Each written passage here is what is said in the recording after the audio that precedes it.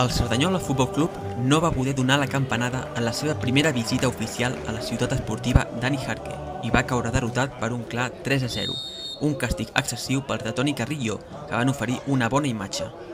En la primera part, amb escasses ocasions, l'Espanyol B va dominar i controlar la possessió, però els vallesans estaven ben plantats sobre el terreny de joc amb ordre i disciplina tàctica.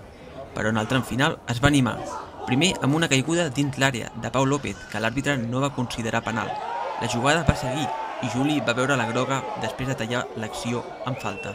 Moment clau, ja que el servei d'aquesta falta va permetre una centrada de Víctor Gómez, al segon pal, que rematava al fons de la xarxa Puado, sol davant del Rio.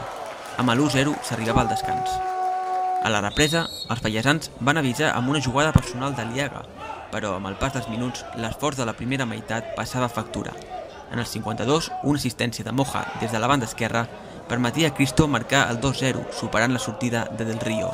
El Cerdanyola no va baixar els braços, però els blanquiblaus demostraven un cop més la seva qualitat, quan Moja, en el 64, feia una nova centrada des de l'esquerra, que Cristo aprofitava per sentenciar el partit. Els verds van lluitar fins al final, però el marcador ja no es va moure. El pròxim partit serà diumenge vinent a les 12 a Fontetes contra l'Escó.